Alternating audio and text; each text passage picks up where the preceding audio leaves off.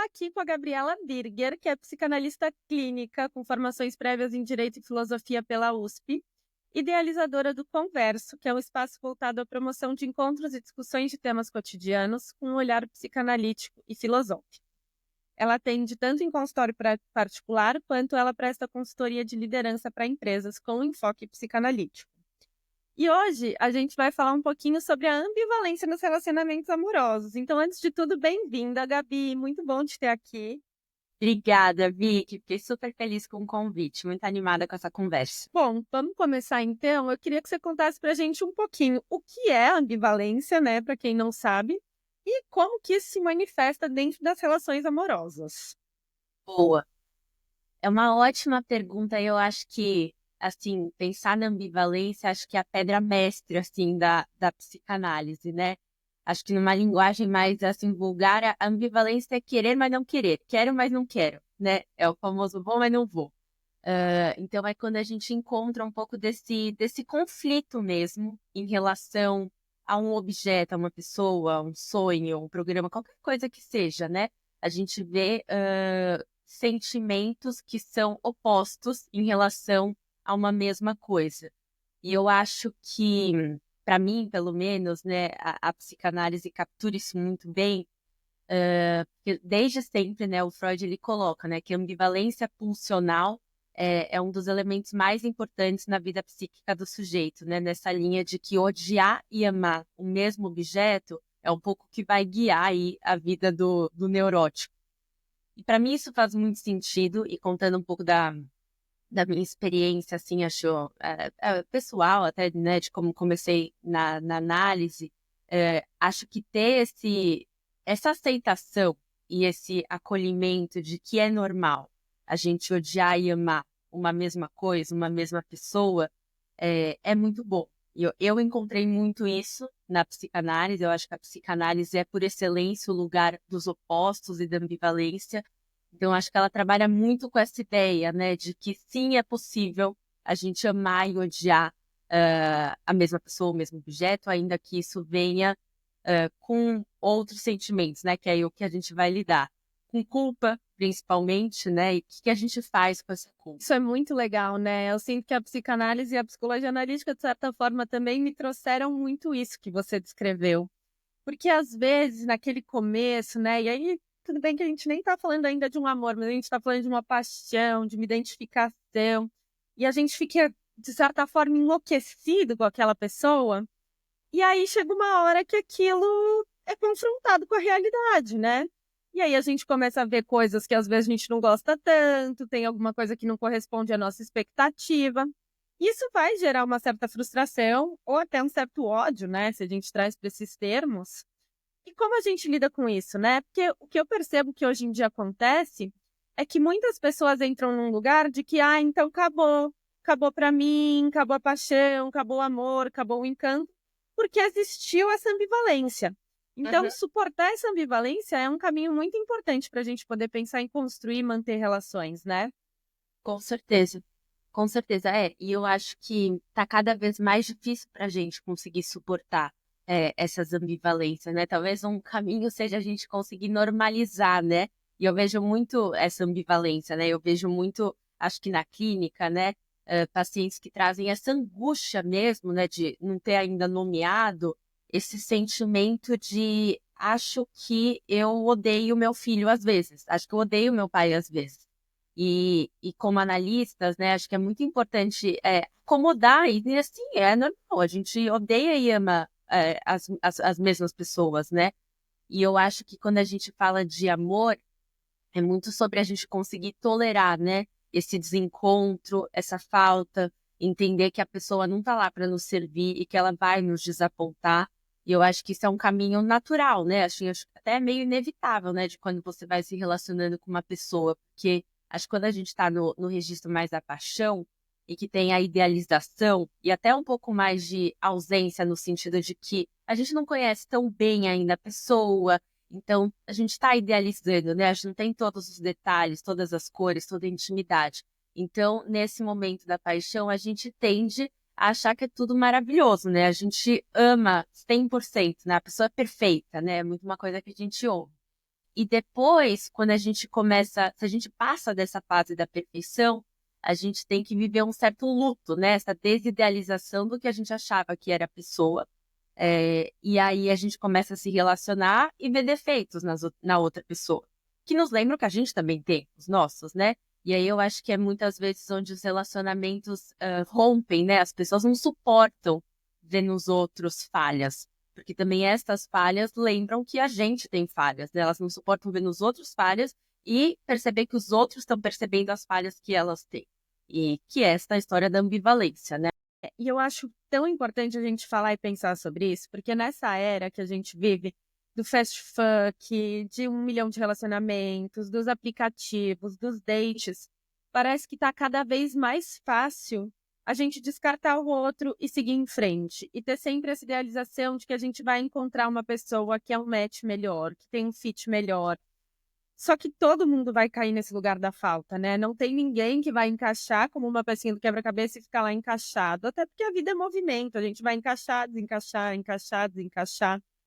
E isso faz muito parte de um relacionamento maduro. E aí eu queria te perguntar, como você acha que essas ambivalências elas se relacionam com as expectativas sociais nas relações amorosas, Gabi? Eu acho que bem nessa linha, né, de que a gente não aceita muito essa ambivalência. É muito difícil para a gente aceitar esse conflito. Ele gera muita culpa, muita confusão.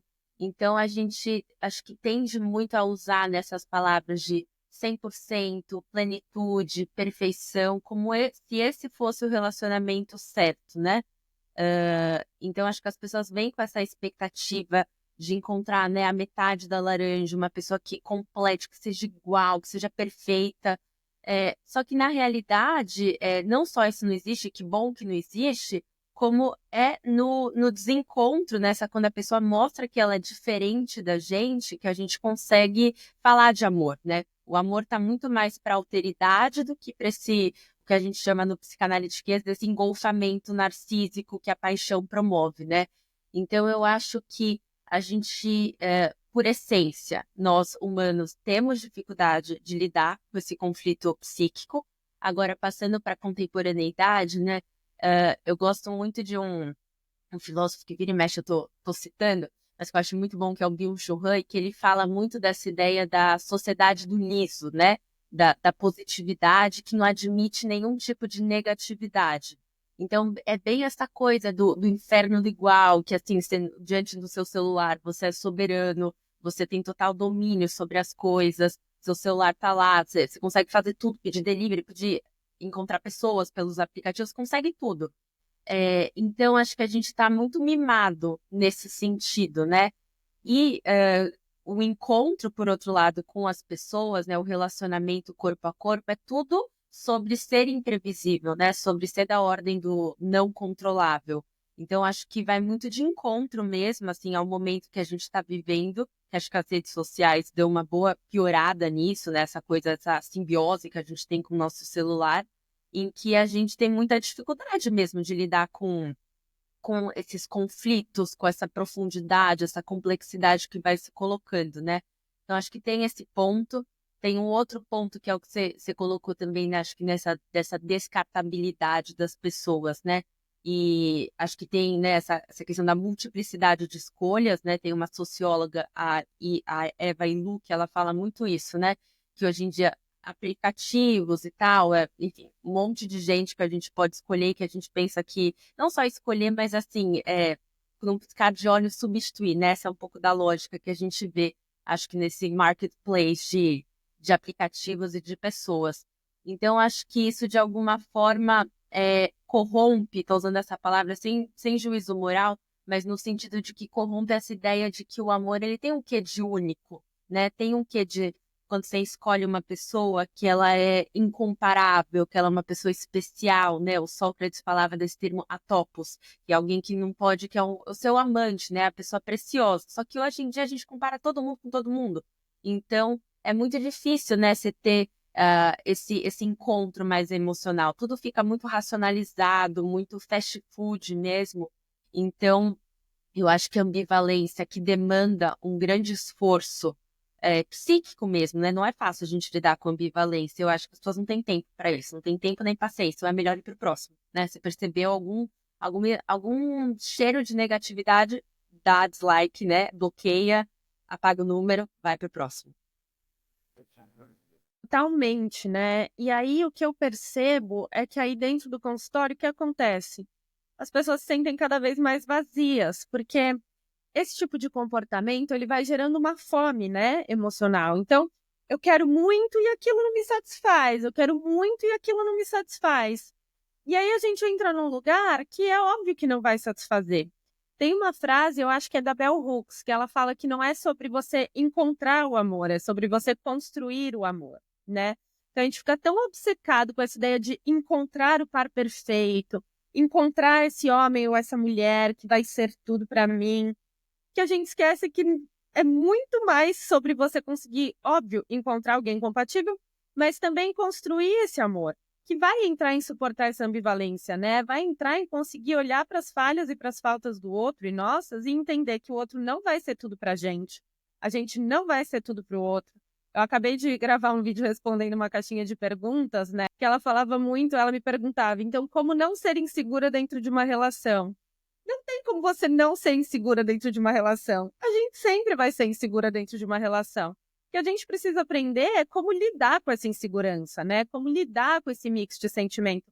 Ao invés de tentar não sentir, não ser, não entrar em contato. E aí eu queria te perguntar, Gabi, dentro disso, tudo que a gente está falando, porque eu falo muito com mulheres, como você acha que se diferenciam dentro dos sexos esses paradigmas? Como você acha que é diferente isso para o homem e para a mulher? Uhum. Então, a gente até estava conversando um pouquinho sobre isso antes, né? Eu gosto muito de olhar para a singularidade do sujeito e, às vezes, quando eu me deparo, né, um pouco com perguntas de gênero, eu fico com algum receio de generalizar, né? Eu gosto muito de pensar em masculinidades e feminilidades, né? Porque eu acho que, bom, no meu consultório eu vejo de tudo, né? Homens que, por exemplo, são mais sensíveis, mulheres que não são. Então, enfim, acho que tem muito essa coisa do caso a caso, né? Do caso a caso. Brincadeiras à parte. Mas eu também entendo, né, que quando a gente fala da personalidade, né, para a psicanálise é um conceito bem claro, a cultura tem um papel muito importante, né? A nossa personalidade, ela é formada através de identificações, né? Identificações, prescrições morais, impeditivos, né? A gente fala muito do nosso superior, nosso juízo moral. Então, isso faz parte, né? O atravessamento cultural faz parte da nossa personalidade. Então, dito isso, eu entendo que muitas das expectativas que a gente pode ter, e sempre colocando esse condicional, porque eu acho que depende muito, vem de ideias, né, de ideologias culturais. Então, acho que, por muitas vezes, né, a gente esbarra um pouco nessa divisão sexual do trabalho, né, e com isso, essas ideias de que, bom, eu tenho que, do lado das mulheres, eu tenho que encontrar um homem que seja provedor financeiramente, que me dê segurança, e do lado dos homens eu tenho que encontrar uma mulher que seja uma boa cuidadora, que seja uma mulher bonita, etc. Novamente, eu não acho que dá para generalizar, mas eu entendo que esses mandamentos culturais, fruto da sociedade patriarcal, ainda são presentes. Então, é muito importante, acho que quando a gente está, né, na clínica, a gente entender, né, o quanto que o sujeito está atravessado por isso e o quanto que as escolhas que ele e ela fazem podem dizer desses mandamentos culturais, né?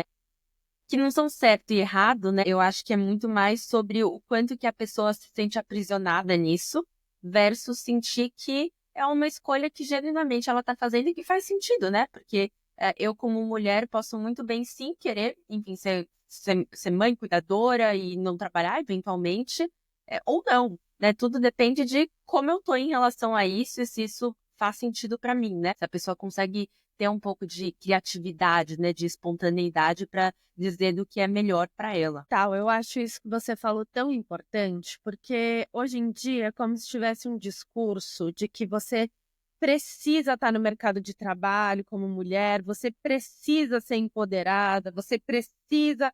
Só que a verdade é que você não precisa nada. O verdadeiro empoderamento e o que a gente deseja, ou que pelo menos eu desejo para vocês, é que existe a liberdade de você poder ser.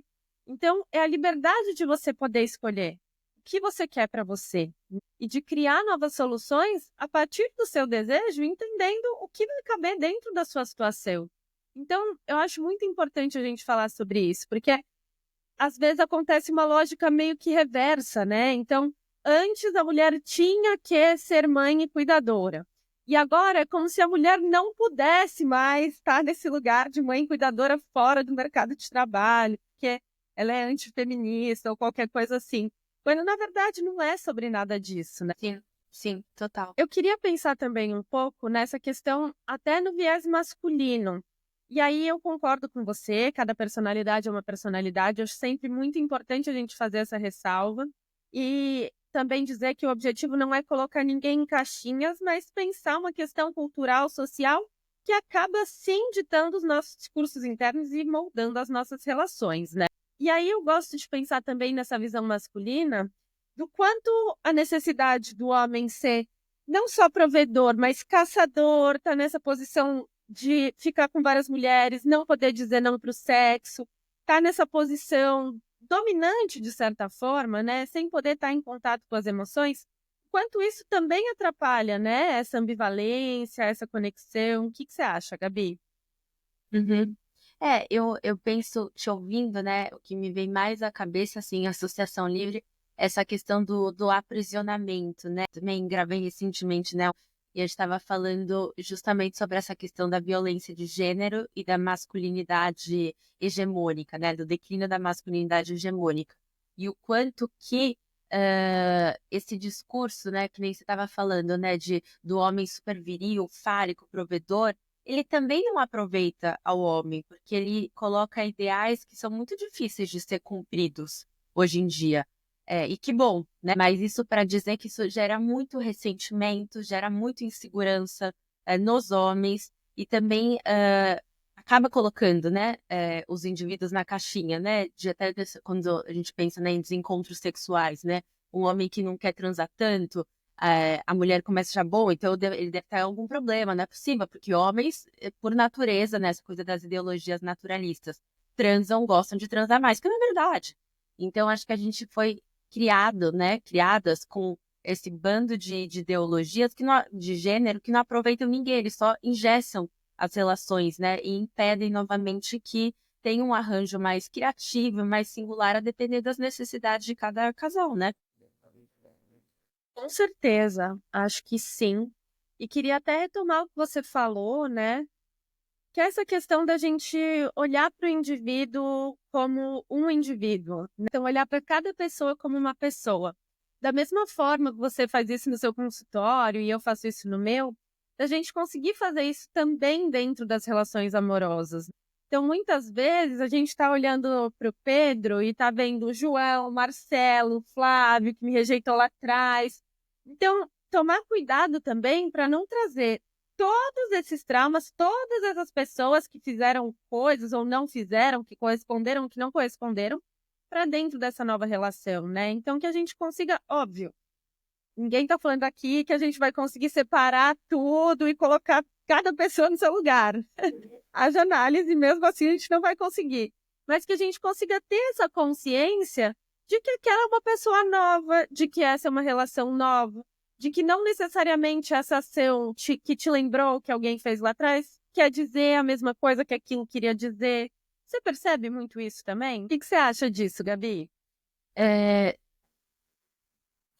então, eu ia dizer que eu concordo, mas ao mesmo tempo é tão difícil, né? O Freud acho que tem uma fala, eu não sei se é dele, né? Mas eu já falei que é dele, então eu vou continuar repetindo. Se for errado, me desculpe. Mas que, não deve ser dele, porque com esse nome em inglês, enfim. Mas a ideia de que o neurótico faz um casting nos seus romances, né? Ou a que a dele, na verdade, é que o amor é um cemitério de amores pretéritos, alguma coisa assim. Que é para dizer que, no fundo, a gente vai atualizando pessoas, né?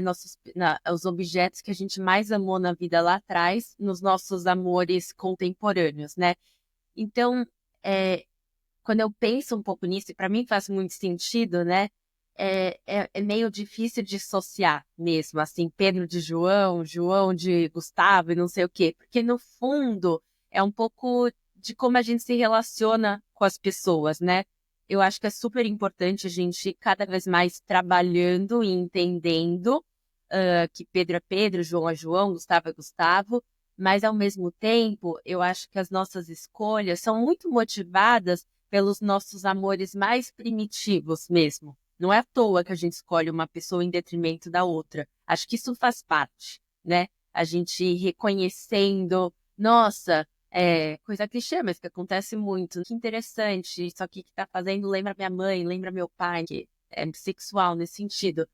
Então, eu acho que faz muito parte, mas eu entendo, assim, o que você está falando, porque acho que especialmente quando a gente está num looping de angústia e tal, que, né, no vulgar a gente fala, no vulgo a gente fala mais assim, ai, dedo podre, parece que a gente está escolhendo sempre a mesma pessoa, só muda a carapuça. E às vezes eu acho que isso acontece mesmo, assim, sabe? Acho que a gente está só colocando determinada pessoa num lugar para tentar elaborar uma coisa, né? Essa ideia de eu estou repetindo o tempo todo, mesma situação, mesmo padrão, para conseguir elaborar. Então, isso para dizer que eu acho que muitas vezes, sim, tem uma linha entre os indivíduos. Até que não tem mais e que nos surpreende, e que a pessoa, né, dá notícias de que ela é diferente do que a gente estava pensando, que não tem essa previsibilidade toda, eu acho que isso é muito encantador também, né? Aí eu acho que também tem muito lugar para a gente falar do amor, né? Porque aí a pessoa dá notícias de que ela, que ela é outra pessoa, independentemente das nossas projeções. Tal, achei muito bom que você falou isso. Eu penso muito isso na abordagem até um pouco dessa questão do trauma, né? Que aí vai entrar nesse repetir para elaborar. Porque sim, concordo. Muitas vezes a gente se relaciona em looping mesmo. E muda a pessoa, mas não muda a história. E a gente repete, repete, repete. Só que conforme a gente vai se trabalhando, vai fazendo terapia, vai se entendendo, a gente começa a dar umas falhadinhas e umas quebradinhas nesse padrão. E aí, se a gente não tá, de certa forma, atenta para observar e conseguir se questionar, pelo menos, porque eu concordo com você, eu acho que essa separação ela nunca vai ser nítida e clara, mas de conseguir ter aquele momento que eu paro e penso, será que isso é mesmo isso? Ou será que essas são todas as minhas projeções, histórias, medos? Então, que a gente consiga encontrar esse lugar de se questionar. E eu acho que isso ajuda muito a lidar com essa questão da ambivalência também. Que é parar e pensar, ok, pode ser que seja isso, como também pode ser que não seja. Existir aí esse espaço para a gente também se questionar sobre as nossas projeções. E aí eu queria te perguntar um pouco se isso faz sentido para você e como a gente poderia pensar nessa ambivalência de uma forma mais integrada, assim, unindo, né, um pouco esses dois lados. Uhum, uhum. Não, faz total sentido. Novamente, eu não acho que a gente um dia, talvez, é, consiga,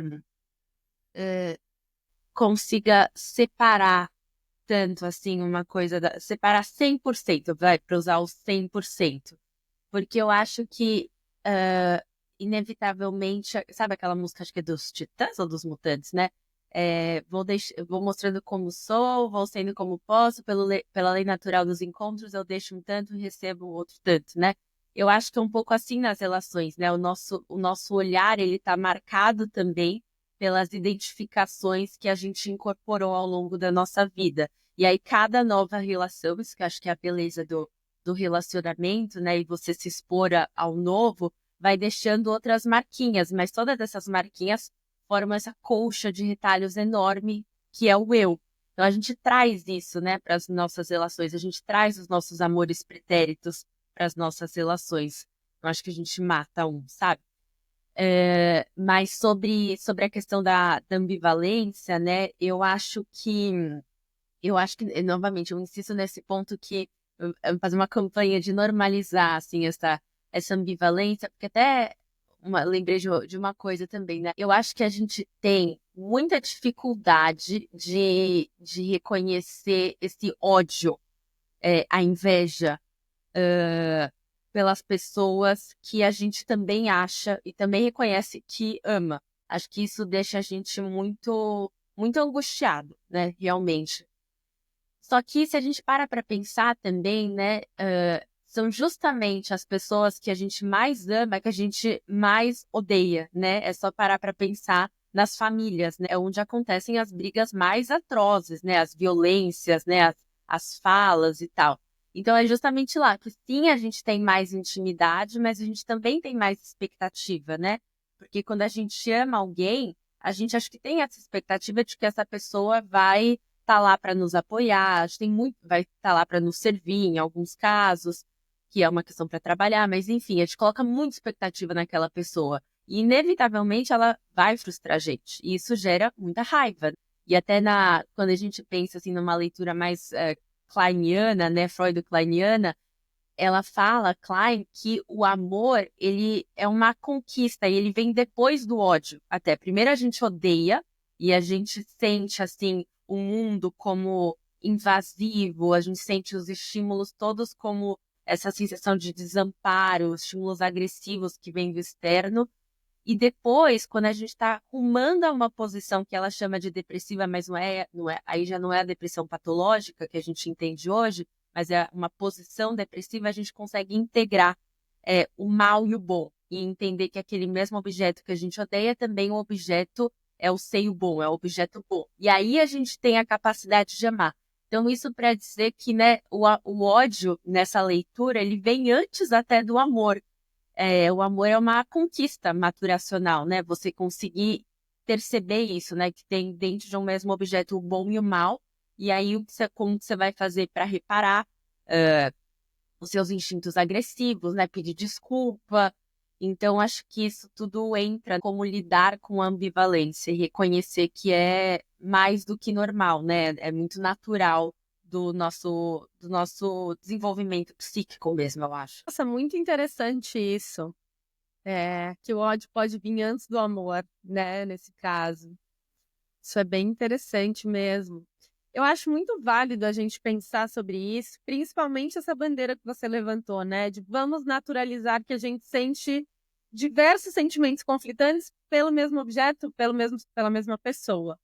E aí, eu acho legal a gente pensar também que talvez traduzindo para uma linguagem bem coloquial e bem fácil de compreensão para todo mundo, de bem boa compreensão para todo mundo, é aceitar. Aceita que você vai sentir várias coisas, aceita que a gente é várias coisas também, né? Porque eu acho que quando a gente olha para isso e olha para o outro dessa forma, isso também é um reflexo dessa nossa aceitação e dessa nossa parte desse processo de integração, de individuação, que seria entender que eu também sou bom e mal, né? Então, ele é bom e mal, ele tem, né? Às vezes a gente começa a olhar e percebe um olhar, uma fala, uma coisa, às vezes direcionado a gente, às vezes até direcionado ao outro. Quando a gente começa a reparar e aceitar isso no outro, e aí é claro, né, gente, a gente está falando aqui dentro de limites que eu vou dizer saudáveis, porque também não é você aceitar abuso, não é você aceitar nada disso, né? Não entraria num lugar assim. Existe um limite para o quanto de violência e de ódio a gente vai exportar, acho que é sempre importante falar isso. Mas quando a gente vai fazendo esse processo de olhar e aceitar isso no outro, de certa forma a gente também está fazendo esse processo de olhar e aceitar isso na gente.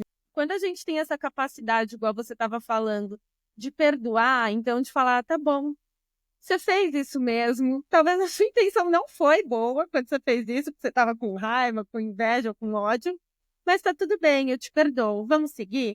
Ao invés de, não, você não presta, vamos romper, ou qualquer coisa assim, uma rejeição, né, um rechaçamento. Então, eu acho muito legal a gente poder pensar nisso para pensar mesmo na construção desse amor, né? Sim, com certeza, com certeza. E aí, eu queria saber também o que você acha que a gente precisaria, além dessa construção, né, dessa aceitação dessa ambivalência, de viver esses conflitos, porque eles vão existir, então ser capaz de suportar esses conflitos, o que mais que a gente precisaria para construir uma relação saudável na sua visão, ou uma relação duradoura? Outra coisa que eu percebo muito é a questão da leveza, né? Esse apego a uma vida leve, ou um relacionamento leve. E aí eu pensaria também que, ok, o relacionamento às vezes ele vai ser leve numa ambivalência, mas às vezes ele vai ser pesado também. Você percebe que isso acontece muito? O que mais você percebe? O que mais você acha que pode ser importante da gente falar? Sim, boa. É engraçado, né? Porque essa questão da leveza, né? Só good vibes, né? Gratiluz, que já migra para aquele negócio da positividade tóxica, acho que é claramente uma tentativa de evitar essa ambivalência, né? Não vamos falar sobre coisas ruins. Eu conheço muitos casais que são assim. Não vamos falar de problemas, porque quem clama, quem reclama, clama. Essa ideia de que se fala piora, que eu acho que assim, que infelizmente, né, é meio um ditado, né? Eu já ouvi isso algumas vezes, assim, que gente que realmente acredita que a forma de lidar com o problema é não falar sobre ele, assim.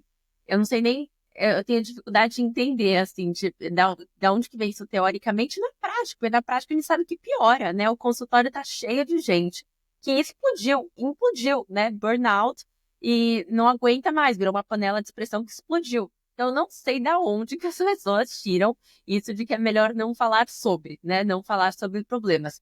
Muito embora também eu entenda, né? Não vou dar a pílula, eu entendo que falar sobre é difícil. Mas é um pouco do que eu falo para os meus pacientes. Não tem muita outra forma, não tem muita pílula mágica, né? O problema não some. Acho que o primeiro passo para você endereçar uma questão é poder falar sobre ela, né? Senão vai virando um monstro na sua cabeça. Então, acho que tem essa questão de evitação, né, das pessoas de falarem sobre ambivalência. E eu gostei muito do que você falou também, né, de acho que o primeiro passo é aceitar na gente essa ambivalência, né, porque é muito fácil a gente colocando no outro, assim. Só que eu acho que um dos pontos que mais deixa a gente desconfortável com a ambivalência do outro é porque ela lembra que a gente também tem as nossas, né? Então, a gente não quer chegar muito perto daquilo. Então, realmente a gente perceber que a gente, né, ama e odeia o mesmo objeto, a gente às vezes tem sentimentos invejosos, muitas vezes a gente às vezes quer matar não sei quem, tá puto com não sei o quê. Então, acho que é bom a gente poder reconhecer isso, né? Eu acho que isso torna a gente mais humano. O que a gente vai fazer com esses pensamentos é uma outra coisa, né? Então, assim, se a gente, eu tenho vontade de matar uma pessoa, vou lá e mato, temos uma questão aqui de passagem ao ato de crime e histéria. Mas o fato de você querer matar alguém, assim, ter raiva de alguém, é muito normal, as pessoas têm isso. E acho que a importância da gente reconhecer esses nossos sentimentos, e também aí ver o que a gente vai fazer com eles, né? Então, como que a gente vai se autorregular, dado que a gente vive numa civilização, né? Um pouco aquele mal-estar da civilização do Freud, né? Esse é o preço que a gente paga, que a gente tem que se conformar a algumas regras sociais, mas também não se martirizar, né? Que eu acho que é muito herança da moral, né, judaico-cristã, que a gente ou tem muita negação, a gente acho que vai generalizando aqui também, mas eu acho que alguns dos caminhos, né? Acho que tem muito essa questão da negação, de falar, eu não, imagina invejoso, jamais. Só que, curiosamente, todo mundo ao seu redor é invejoso, né? Um negócio que fica assim, nossa, que coisa! É o que a gente chama de identificação projetiva, né? Tá projetando lá fora, se identificando com aquilo que você projeta, e cada vez você fica mais perseguido, porque não para de ter gente invejosa, mas você é o alecrim dourado, né? A santa. Então, acho que tem esse caminho. O outro caminho é se martirizar, né? E ficar assim, nossa, meu Deus, que péssimo, porque eu tive inveja daquela pessoa, pipipi, popopó. E eu acho que um outro caminho, que eu acho que tem vários caminhos, mas acho que vai que pensando, né? Um terceiro é poder falar sobre isso. Assim, sim, fiquei com inveja daquela pessoa, porque veja só, tá viajando, tá fazendo não sei o quê, também queria ter aquilo. Vamos falar sobre isso, né? Então, acho que é um caminho para, né, a gente poder conhecer um pouco, né? Quais são nossos desejos, quais são nossas frustrações. E falar de frustração é bem importante, né? Porque a gente realmente não vai conseguir tudo que a gente quer. E acho que desse mundo também de tanta comparação, né, e avaliacionismo nas redes sociais, é mais fácil a gente migrar para essa expectativa, essa idealização da positividade, né? Porque no Instagram não tem gente dizendo que está desempregado, que está sofrendo, tá encalhado, sei lá o quê. Não, as pessoas só postam vitórias, né? Então é muito fácil mesmo a gente entrar nessa noia de que só a gente é fracassado, né? Então, a gente, né, cai num pouco que acho que ambivalência, acho que isso é uma coisa muito importante. a ambivalência implica numa coisa que você trouxe também, que é a integração entre o bom e mal. Você ir para um polo que a gente chama mais esquizoparanoide, de aquilo é o todo bom, eu sou o todo mal, ou vice-versa, eu sou o todo bom, eu todo mal, isso não é ambivalência, é separação da ambivalência, né? Ambivalência significa integrar. E eu acho que as redes sociais também, de alguma forma, favorecem esse mecanismo mais esquizoparanoide, né? De separar a mesma coisa meio maniqueísta, né? Polarizada. Então, acho que isso também é um desserviço nesse sentido. Muito, muito mesmo, assim. Tem até um vídeo da Nasui que eu assisti esses dias, que ela fala que é muito legal, que é a gente tem essa coisa do amor próprio, né? E aí a gente acha que quanto mais a gente se conhecer, mais a gente se ama, então autoconhecimento que leva ao amor próprio. E ela questiona muito essa ideia, né? Ela fala: quem disse que quanto mais você se conhecer, mais você vai se amar? E eu acho importante a gente pensar sobre isso. Às vezes, quando a gente se conhece, a gente vai percebendo que a gente não é tão bonzinho quanto a gente acha que a gente é, tão legalzinho, tão fofinho. Não. E aí é sobre a gente conseguir, mais uma vez, olhar para isso, suportar isso e pensar o que a gente vai fazer com isso. Então, essa coisa da positividade tóxica, né, ela atrapalha muito, tanto quando a gente fala de olhar para a gente, quanto a gente fala de olhar para o outro. E aí, juntando essa positividade tóxica com um discurso pseudo-empoderador de que você pode tudo, tudo que você quiser vai ser seu, é só você, né, meritocrático, de que é só você lutar que você vai conseguir. Isso vai colocando as pessoas num lugar narcísico até, de que eu posso ter tudo, eu sou ótimo, lindo, perfeito, a gente vai viajando, viajando dentro da nossa cabeça, e aí a gente esquece de se conectar com uma realidade que é muito menos glamurosa, que na verdade é muito mais difícil de sustentar, que a gente vai ter que lidar com a falta, que acho que é o conceito que a psicanálise mais trouxe para mim, assim, que me ajudou, que é: não, você não pode ser tudo que você quer, não, você não vai ter tudo que você quer, não, essa pessoa não vai prestar atenção em você o tempo todo, ela não vai te desejar e te venerar 24 horas por dia, ela vai desejar outras pessoas, ela vai desejar outras coisas, porque ela também é um ser desejante separado de você. Então, quando a gente começa a olhar para tudo isso e suportar tudo isso, parece um processo muito trabalhoso, chato, que às vezes a gente não quer engajar, mas eu acho que é a única forma da gente matar essa fome emocional que a gente sente e esse vazio tão grande que vem desse lugar de conexões que, no fim, elas são muito frágeis, elas são muito vazias, elas são, de certa forma, superficiais. Por quê? Porque não existe essa capacidade da gente se conectar com o outro, talvez numa realidade compartilhada um pouco mais profunda, né? Isso faz sentido? Uhum, sim, total. Eu acho que tem muito essa questão, né, de que eu- eu- o Byung-Chul Han, ele fala muito isso, a conexão não é vínculo, o toque, né, as conexões, os seguidores, os seus friends no Facebook, eles não são seus amigos, não é um relacionamento aquilo, né, falta corpo, né, falta troca, falta essa coisa mais carnal. Eu acho que tem essa confusão, né, dessa intimidade meio artificial.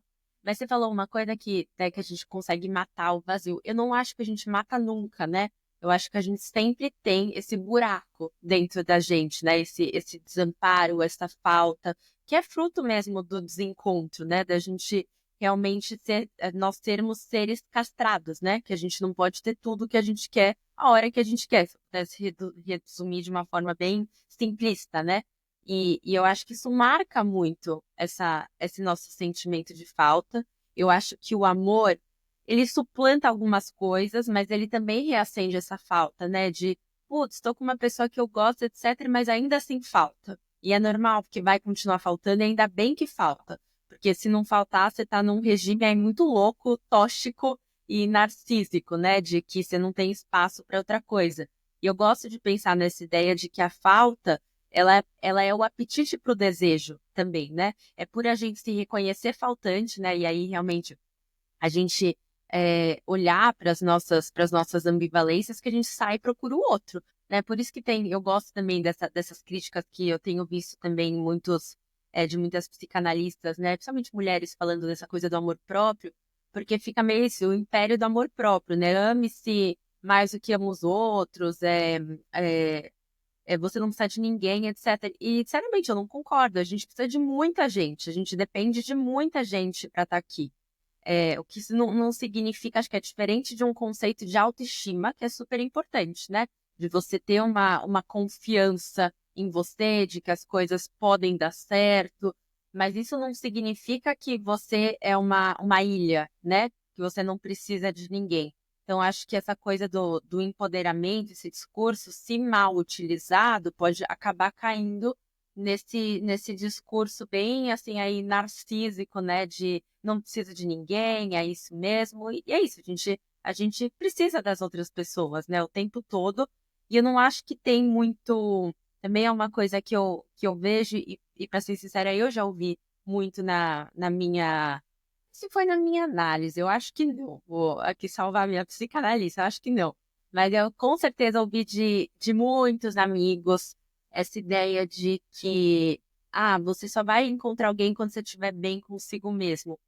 E eu não acho, hoje eu tô num relacionamento e eu acho que é verdade isso, sabe? Porque não acho que estar num relacionamento é selo de estar saudável, não é selo nenhum. Tem muita gente que tá bem louquinho e tá em um relacionamento, né? A gente não sabe qual que é a qualidade do relacionamento.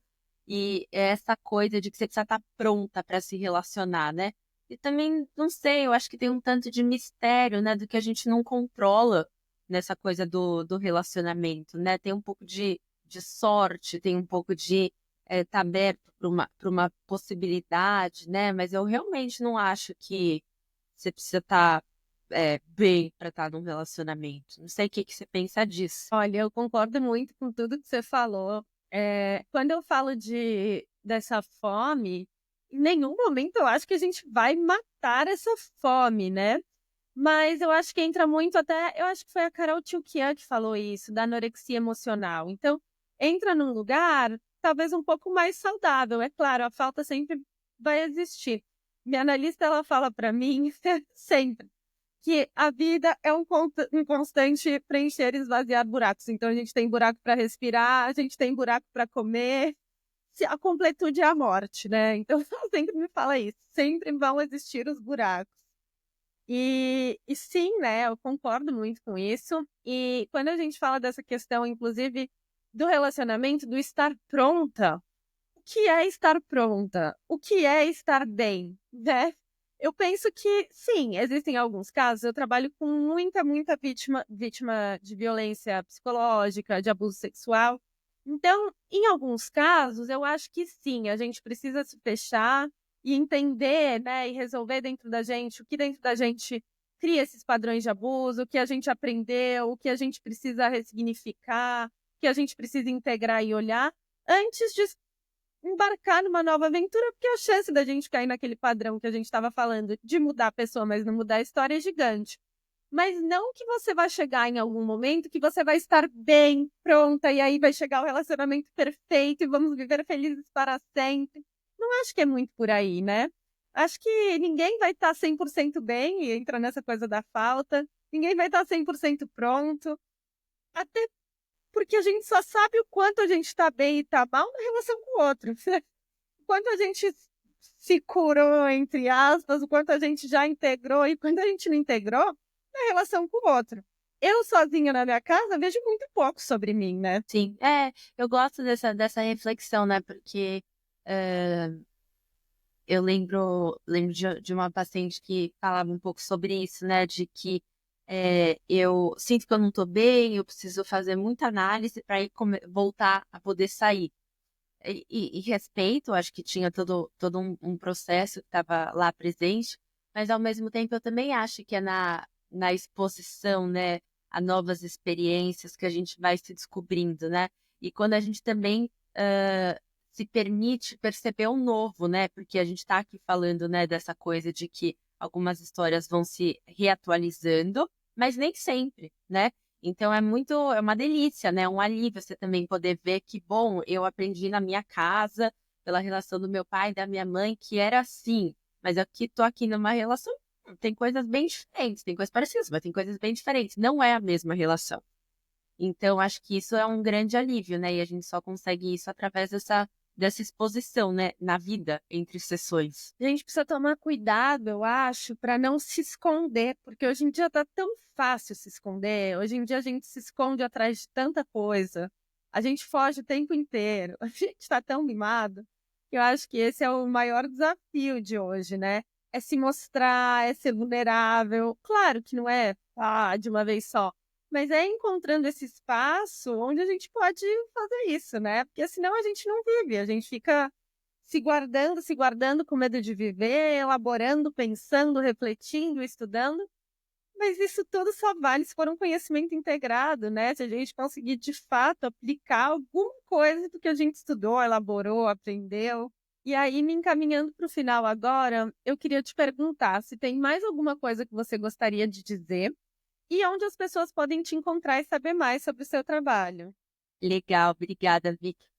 Ai, não sei, não sou muito boa de palavras finais, mas acho que eu gostei bastante do papo. Eu acho que é legal mesmo a gente ir conversando e acho que pensando, acho que a mensagem final, né, normalizar a ambivalência. Acho que esse é o grande mote, né, a síntese do que a gente conversou. Eu tenho, então, essa página que eu converso, e é lá que eu coloco algumas reflexões, falo de encontros presenciais também, deixo minha página também para agendamentos, etc., de consultas, e também estou lançando um podcast, enfim, tá tudo nesse converso com ponto verso, que também convido vocês a visitar. Gabi, muito obrigada por tirar esse tempo para conversar com a gente. Quero agradecer a todo mundo que escutou a gente agora até o final. Eu vou deixar os links aqui embaixo para quem quiser te seguir e acompanhar mais seu trabalho. Perfeito. Super obrigada, Vicky. Foi um prazer.